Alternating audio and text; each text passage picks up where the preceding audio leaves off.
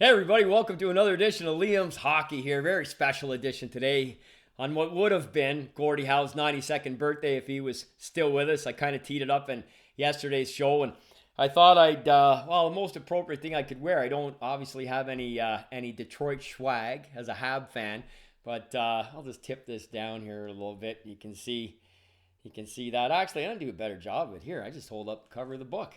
Here's my book, The Real Ogie.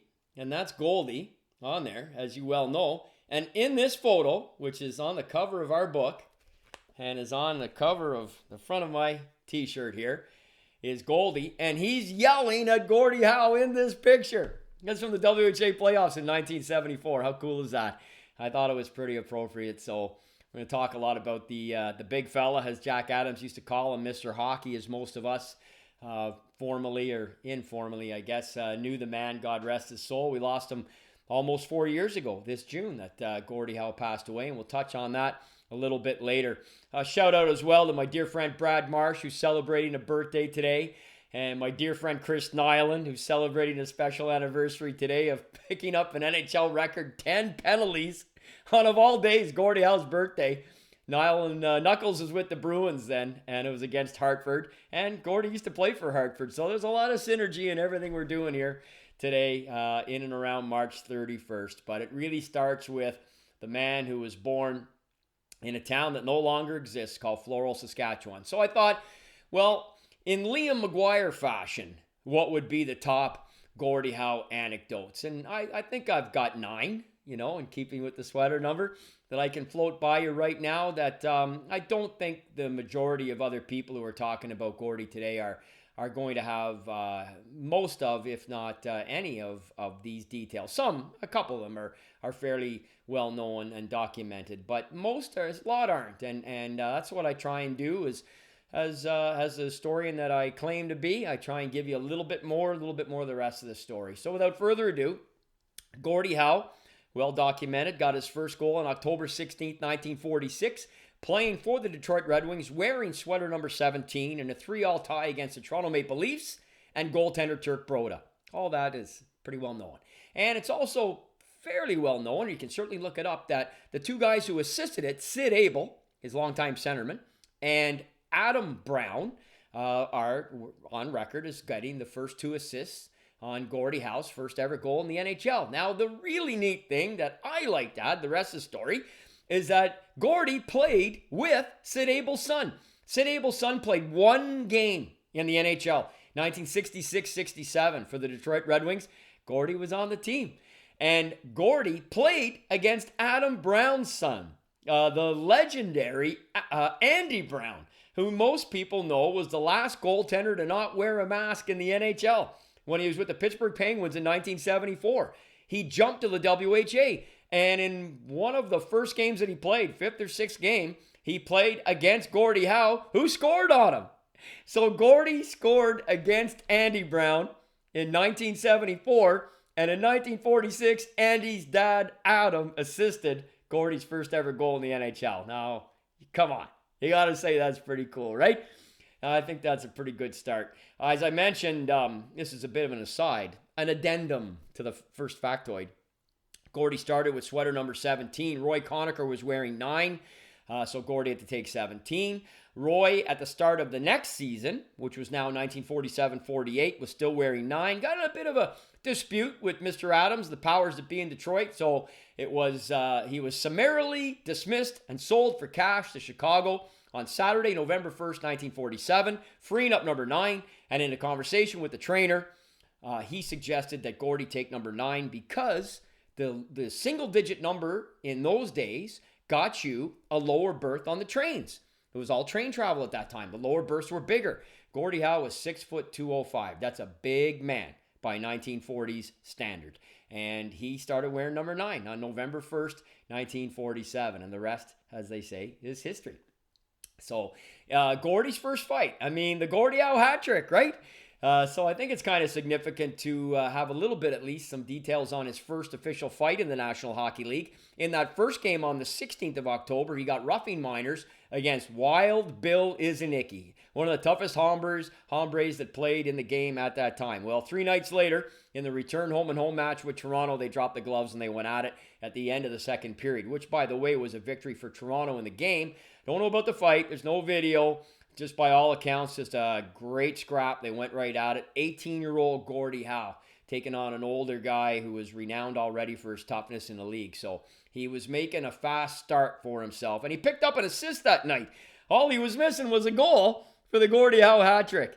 And, it's funny, right? He's got the name for it, the GHH, easy for me to say, Gordie Howe hat trick. And it's funny because he really only had 2 official, or 3. If you want to, he got into an altercation with a player on the Oakland Seals in 67-68 named Wally Boyer, and Gordie got the only major.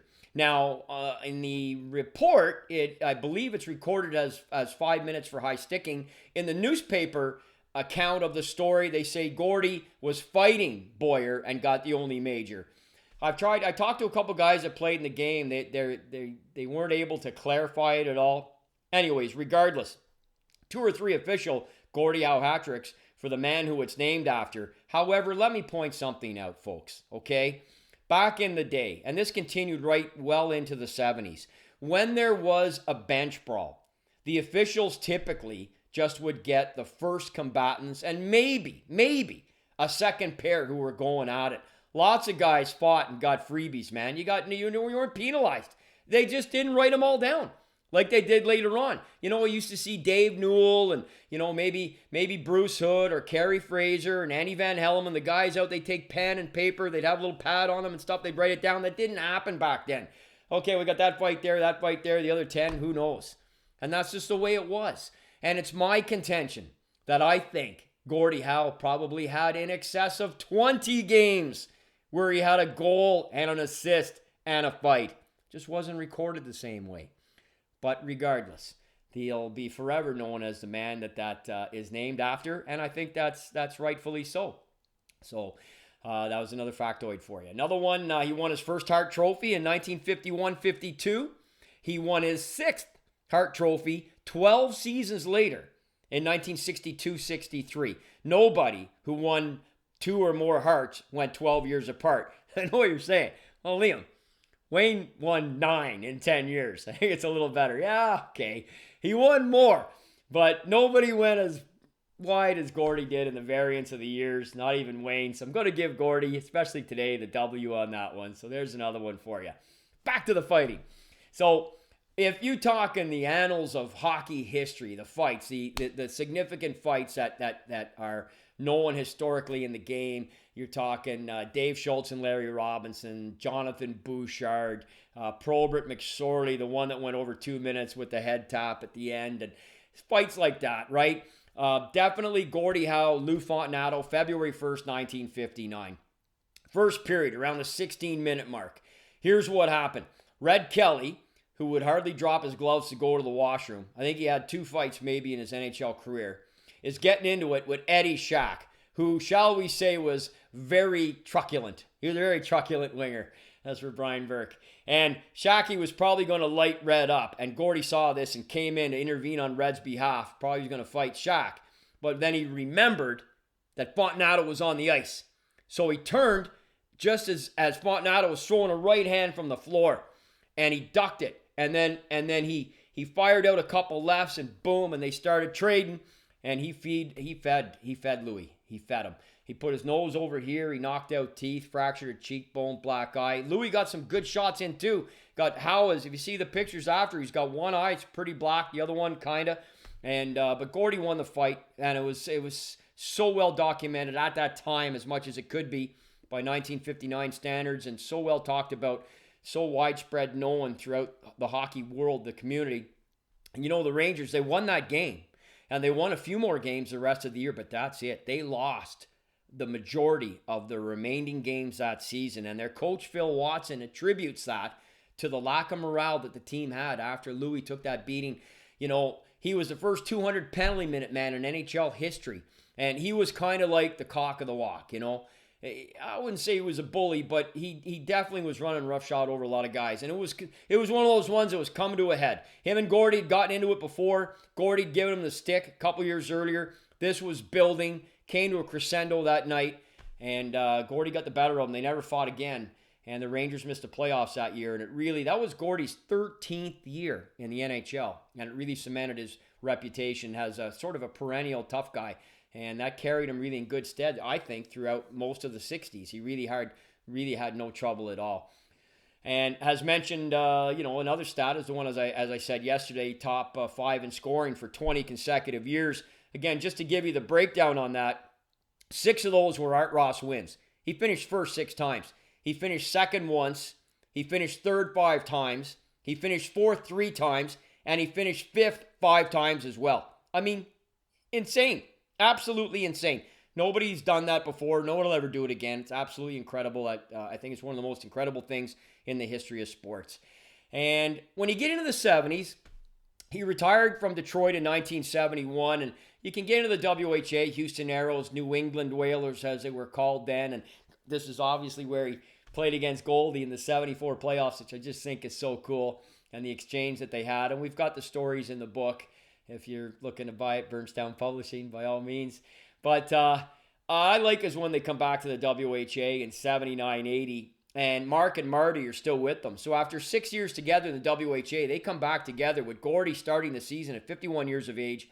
Mark and Marty are on the team. One time that season, March 9th, 1980, their head coach, Hartford's head coach, Don Blackburn, who played against Gordie in the NHL in the 60s, he started all 3 of them in the forward position in a game against Boston that ended 1-1. They didn't play the whole game together. They started the game. I think he had, you got to give Don credit. He had a presence of history, and he started all 3 of them. And I think that's fantastic that he did that. They didn't factor in the scoring. There was a wild brawl at the end of that second period between goaltender Jerry Cheevers and Pat Boutette. For those who remember him, the Hartford Whalers, they had a wild scrap. I think Cheesy got like 25 minutes of penalties. But, and Al Secord and Mark Howe had a bit of a set to in the third period. But Gordie didn't get involved. And I just think it was a neat thing to mention. And also in that season, that 79-80 season, Gordie Howe played on the oldest line in NHL history. He goes, well, God, Liam, he was a 51 turning 52-year-old grandfather. It stands to reason. Now, well, hold on a second. You got to get the other 2 guys on the line. He played with Bobby Hull as his left winger, and Dave Keon was the centerman. You kidding me right now? They were all there. People forget. So Gordie was 51. His birthday's today, March 31st. This happened before that. Bobby Hull's birthday is January 3rd. He had already turned 41. And Dave Keon, the sprout on the team, he was 39. His birthday's March 22nd. He hadn't turned 40 yet. So you had a soon-to-be 52-year-old, a 41-year-old, and a soon-to-be 40-year-old playing on the same line. Unfreaking believable. Nothing. I mean, that would be an old line by 40 and over standards in men's league hockey, let alone in the NHL, which they did in 1980. Gordie scored his last regular season goal on April 6th, I believe it was, 1980. Hartford beat Detroit, and the Detroit goaltender was Rogie Vachon, longtime NHLer, just went in the Hall of Fame a couple years ago. And just a few weeks earlier, the aforementioned Bobby Hull, who went into that season, his final season in the NHL, as a member of the Hartford Whalers and played, as I just said, on a line with Gordie, he scored his final goal in the NHL in a game against Detroit, and goaltender Rogie Vachon. And 2 years earlier, Bobby Orr, as he wound up his NHL career, which we talked about last week, scored his final goal ever in the NHL on October 28, 1978, as Orr was a member of the Chicago Blackhawks playing against the Detroit Red Wings and goaltender Rogie Vachon. I mean, come on. Bobby Hull, Gordie Howe, and Bobby Orr all got their last regular season goals all against Vachon. I think that's pretty cool and needed to be mentioned today. And I guess my last one, Gordie still holds the record for the most career games played, 1,767. Now, some guys took a pretty good run at that. Jaromir Jagr, Chris Chelios, none more so than Mark Messier. Mark Messier played 1,756 games. Do you know how many that is back at Gordie? Well, it's 11. What was Mark's sweater number? 11. What was Mark's last game ever in the NHL that he played? You know when it was? It was on today's date, Gordie's birthday in 2004. Obviously, a little synergy there between Gordie and Mark. So there you go. And given that Mark is number 2, just 11 games back, I thought that was kind of neat. Just 2 more things for me here. The NHL have not done anything to honor Gordie Howe as of yet. When he passed away 4 years ago this June, it was a pretty big hullabaloo saying they were going to do something. And I understand it, trying to find maybe what they think it would be appropriate, maybe is somewhat difficult. I made what I think is a very viable suggestion. Take the Hart Memorial Trophy and rename it. Rename it the Gordie Howe Memorial Trophy. And some people got all up in arms. Oh, you can't do that. Tradition. Gordie Howe's name is not even on the Stanley Cup anymore. Neither is Rocket Richard's. What's tradition? That is the most traditional thing in hockey, is the Stanley Cup, and the name's on it, and their names are no longer on it. Those bands have been removed, and they've been flattened out, and they're in the Hockey Hall of Fame. If you want to see their names on the cup, you've got to go there. Guess what? Guess where the original Hart Trophy is? Named after Dr. David Hart in 1924. It was a doctor who donated the trophy. Rocket Richard won it in 1947. If you want to see his name on the Hart Trophy, guess where you got to go? You got to go to the Hockey Hall of Fame. You know why? Because they renamed the trophy in honor of Dr. David Hart's son, Cecil Hart, in 1960. That's 60 years ago that it's been now known as the Hart Memorial Trophy in honor of Cecil Hart, where the original trophy from 1924 to 1959 is now in the Hockey Hall of Fame. Do the same thing. Do the same thing as the bands on the cup. Retire the trophy in perpetuity in the Hall of Fame. Rename one the Gordie Howe Memorial Trophy for the MVP of the league. Easy as that. You're not removing Connor McDavid's name or Ovechkin's or Crosby's. It'll be on forever. Go see it at the Hall. And there's no Hart member, family member alive. None. There haven't been for decades. There's nobody should be offended by this suggestion. And the NHL should do the right thing and rename the trophy in honor of Gordie Howe, as far as I'm concerned. And my last one,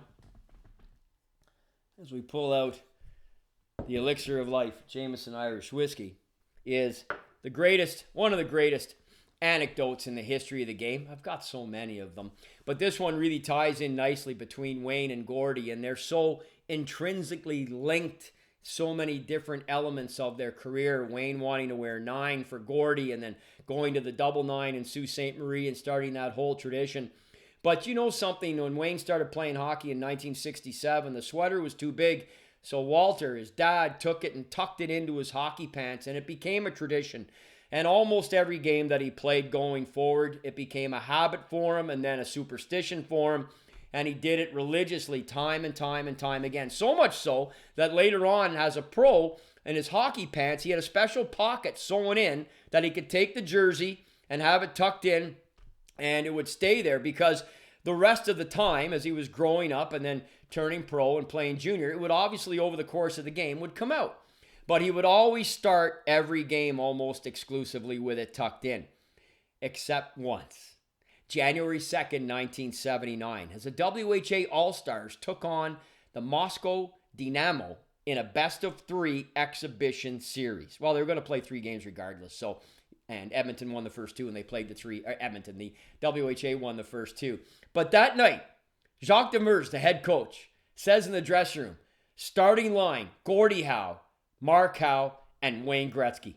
That was the line that was going to start. Wayne was going to get to play with his idol and his idol's son against the Russians. I mean, it doesn't get any better than that. In Northlands Coliseum, January 2nd, 79. So they finish warm-up. Wayne stands up, sweater's tucked in. Gordie sees it and says, "Hey, kid, let me fix that for you." And he pulls it out and takes a roll of hockey tape and taped it up. And Wayne didn't know what to do. He thought, my God, my idol. So he went out on the ice with it, and guess what? 30 seconds in the game, they score. Mark scored. They won the game 4-2. The line got 7 points with Wayne with the sweater taped around. Anyway, story goes, that's what I heard over all these years. In 2009, I'm standing on a pallet on a forklift 30 feet in the air in a warehouse in Phoenix, Arizona, a warehouse owned by Wayne Gretzky. Thanks to Jim Jerome, I was brought down for a few days to work the Wayne Gretzky fantasy camp. and I'm standing in front of hundreds of people. And people say, what's the best Wayne and Gordie anecdote you got? And I just tell this story. And I said, you know something? I don't know if it's true or not. But over here to my left is Gordie Howe. And over here to my right is Wayne Gretzky. So maybe tonight we can find out if this story is true. And I tell it, and you could hear a pin drop. So I turn to the right and look at Wayne. And he's stretching up like this, looking over at Gordie.